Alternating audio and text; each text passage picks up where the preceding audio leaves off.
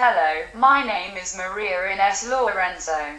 I am from Faculty of Architecture, University of Lisbon, and I will present a communication entitled, The Learning of the Photograph in the Young People. This paper aims to present a project of social inclusion through the learning and its artistic expression of photography. The project came into being as a PhD study in design, currently in progress at the Faculty of Architecture of the University of Lisbon, entitled Design for an Inclusive Museography. Photography in context of an urban exhibit. This project intended to use a theoretical, practical approach of three communities: Bairro Padre Cruz, Bairro Alta de Lisboa Centro, and Bairro Alta da Boavista, considered as characteristic social examples of problematic social communities within the universe of the Lisbon metropolitan area. We also had the collaboration of associations and local authorities to make possible their establishment of a good interaction with the population of each community and artists, photographers. With this support, it was possible to produce a collection of photographs that represented their respective communities. It also promoted the acquisition of some knowledge of photography by young people aged between 12 and 15 years old. That is the portrayer of the mentioned communities. Art can be a way to include people in society. So this can be achieved through the acquisition of more knowledge than the data immediately accessible. The education through art contributes to the cognitive development of young people, widens abilities of better understanding the world in general, and of other fields of knowledge, such as mathematics, languages, history and geography. This broader awareness of these boys' and girls' environment constitutes a major factor of their inclusion in society. Since the 80s of the 20th century, we are witnessing an increase in social disparities in all major cities of Europe. This is due to a variety of economic and social phenomena, including changings in the economic system, the transformation of public structures, migratory phenomena, changes in social structures and forms of family organization, and the deeper material and symbolic gap between the poorest stratum and the upper middle class. Of course, all transformations involve both opportunities and risks, benefits and uncertainties. And on the whole, this affects in various ways the different social groups living in the cities. Much of the economic and financial resources of Portugal are concentrated in the metropolitan area of Lisbon because of the privileged context of infrastructure and services available. Social inclusion is not only about breaking barriers, but also about the well-being of individuals, of making investments to enhance the conditions necessary to an effective inclusion, relying on the efforts of the whole society. The inclusion values diversity and cooperation among individuals. It falls on society the need to adapt itself in order to include all its individuals for them to be able to play their respective roles. The recreation through music, arts, and the attendance of shows and exhibitions should be noted as an important form of social inclusion. The sports and physical exercise practice, as well as recreational enjoyment of public space, should also be considered. Nowadays, social cohesion benefits from the existence of cultural networks. The use of cultural practices have direct and indirect effects in terms of social integration, and therefore contribute positively to the psychological and social well-being, and increase the entrepreneurial and creative sensibility. They also give motive and consistency to a collective memory of the community, serving as a reservoir of intellectual and creative ideas for future generations. The sharp privatization of social and material resources of society expels those who do not participate in their dominant culture and values, leading to their exclusion. The excluded is outside the sphere and outside the dominant social and symbolic universe, and here she incorporates the feelings of social exclusion and rejection, so we can infer that exclusion is the product of a global deficit of social cohesion. not reducible to an individual isolated phenomenon or certain specific situations. Moreover, the exclusion may exist in relation to the other, to a group or to a society. The purpose of the current artistic project named I Live Next Door consisted in the photographic works done by teenagers of specific communities of social housing with the purpose of exposing them to a larger public.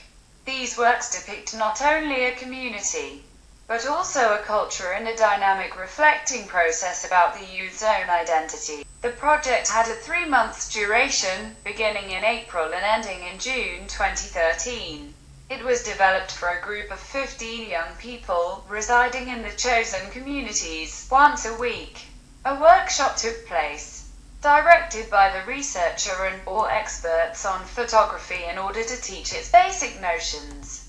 It was necessary to outline how the main planning proposals would be developed in every community, including the schedule of workshops and the whole guiding lines that provided the theme of work over 3 months with a view to draw up the final exhibition. The agreed program was applied to the 3 communities in the same way in order to analyze options, paths chosen by each one, without the researcher interfering in a categorical or intrusive manner, thus assuming the aesthetic creation as a collective work and fundamental for social inclusion. As the primary means of communication of this project was the camera and the image, it was important throughout all sessions to explain the concept of photography, providing these young people with a better understanding of the object to study. By learning how to use a camera and how to shoot, these young people got involved in the activities we set out to develop. The procedure applied in this project that we thought could be interesting was to take several people to workshops so the participants could listen to different communicators, each one with a theme of particular interest. Therefore, the lecturers taught photography from different perspectives depending on the themes they dominated better or considered more relevant. They achieved a higher degree of involvement on the part of the young photographers.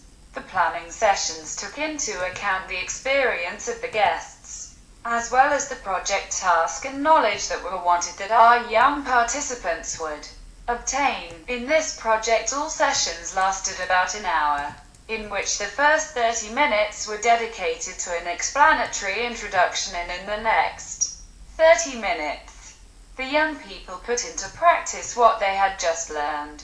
We tried that all speakers involved in these sessions followed this method so as not to become too exhausting for our students. In order to understand what happened in each session and how they were structured, a very brief description of the sessions is here described. The first session took place in early April 2013 with the presentation of the project, its purpose and learning contents for the next 3 months. Foreseeing the absence or lack of interest that could arise among some of the teenagers, we developed a badge, each one painted and with a space to put their name. It also functioned as an useful aid for the other lecturers who participated in some of the sessions, since it became easier for the speaker of the day to know the name of each boy or girl. The use of the ID badge was therefore required. In the second and third sessions, the photographer Ana Sofia Santos gave an explanation about analog photography. The young people had the opportunity to shoot with analog cameras and make the development of photographs. The fourth session was about the theme of the portrait and was conducted by photographer Felipe Intero. It consisted of a brief presentation on the picture and lights that can be used. Then the youths photographed each other. The fifth session was presented by the photographer Adalberto Santos, who decided that the session should last 90 minutes instead of the usual 60 minutes.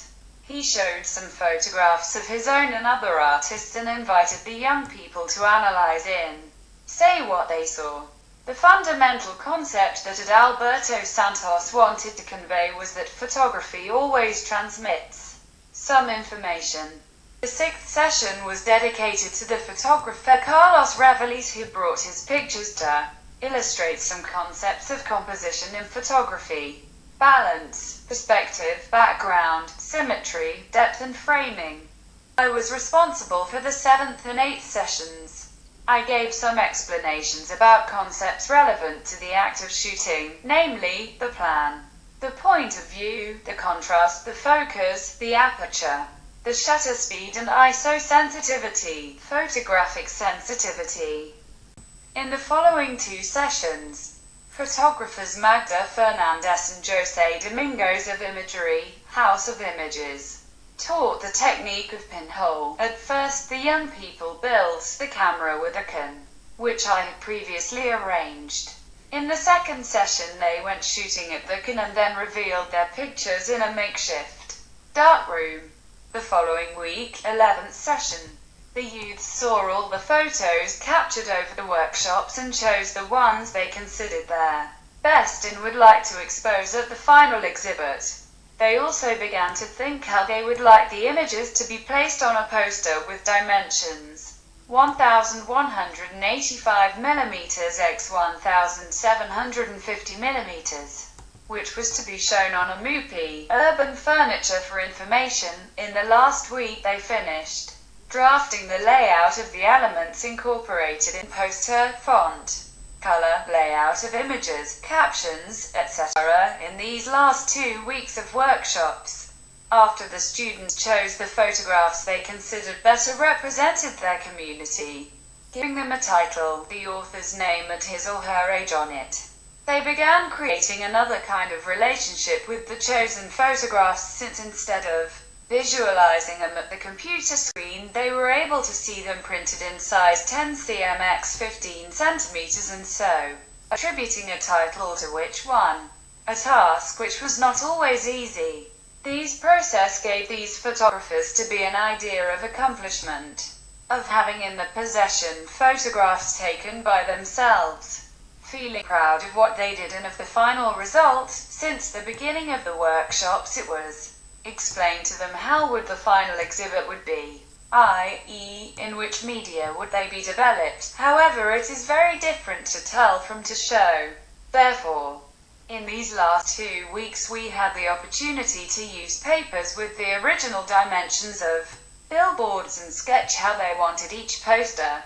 Thus, it was possible in each study sheet to draw the location and extent that each the photograph occupy.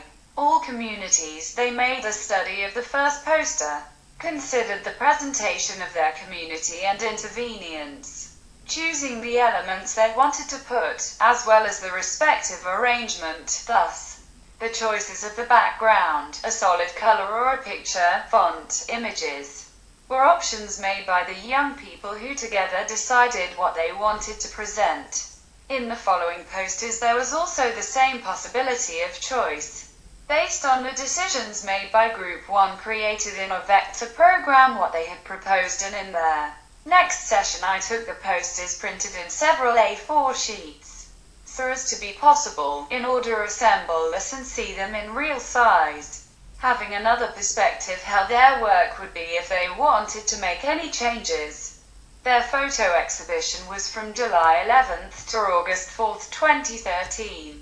In the garden in front of the Museum of Electricity in Lisbon, with 10 artists. Throughout these 3 months we tried to create a guideline which had as its aim the development of an urban photography exhibition. However, for this to happen it was necessary to equip young people with some knowledge of photography, or give them a chance to understand what it could be possible to do and how they could represent the district, so that they could develop similar projects in a more intuitive and creative way. For us the main aim was to equip young people with some artistic skills and create a relationship with all the speakers involved, i.e., the final work was not as important as the bounds forged and all the knowledge that these young people could acquire for the future life. That was what interested most. The creation process until you reach the final object. The theoretical support of this project, still in progress, comprehends the exploration of concepts such as design, photography, Exhibition design and inclusion according to a broad perspective based on urban sociology. Assumptions.